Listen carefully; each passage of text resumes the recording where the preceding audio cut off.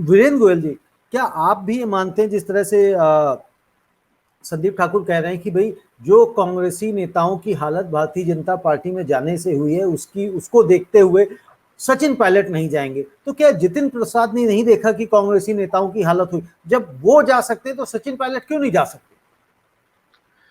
रविंद्र जी, इसके जवाब से पहले मैं आपका एक बात पे ध्यान देना चाहूंगा। जो हमारा पिछला संदर्भ था, गिरती हुई स्तर राजनीति का, जी वो एक बहुत इंटरेस्टिंग है, मतलब वो समझने की जरूरत है।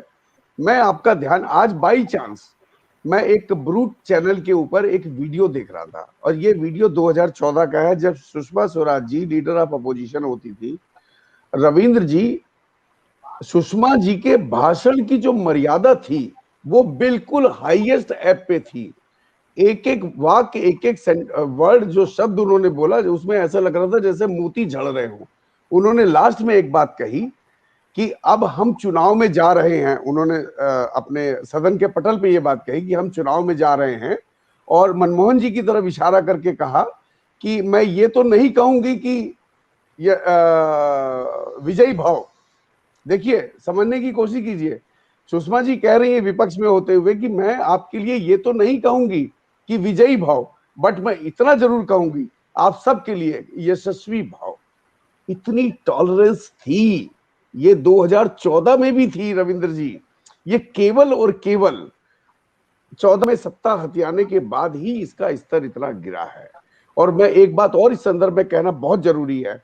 रविंद्र जी, एक बात बताइए, मैं पैनलिस्ट से सभी से पूछता हूं कि 2014 से पहले हम लोगों को किसी को इस बात का भान भी था कि कोई फैक्ट चेक जैसी कोई चीज होती है, कि किसी ने कोई स्टेटमेंट दिया, हम जाकर के उसके फैक्ट को चेक करें?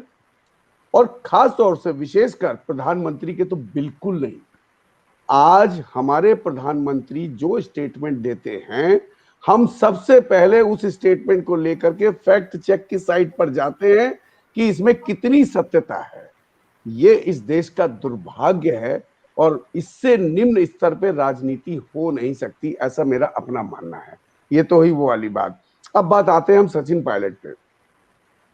मेरा स्पष्ट मानना है कि सचिन पायलट जी जो आज परिस्थिति में हैं कि वो उप मुख्यमंत्री हैं राजस्थान के, और अभी अगले चुनाव में काफी समय बाकी है, तो मुझे नहीं लगता कि सचिन पायलट, और जिस तरीके से टीएमसी से गए हुए लोगों की बीजेपी में या किसी और पार्टी से आए हुए लोगों की बीजेपी में बेकदरी और बेइज्जती वर्ड में यूज करूंगा, कॉन्शियसली हुई है, तो सचिन पायलट कोई ऐसी हिमाकत करने की शायद कोशिश नहीं करेंगे।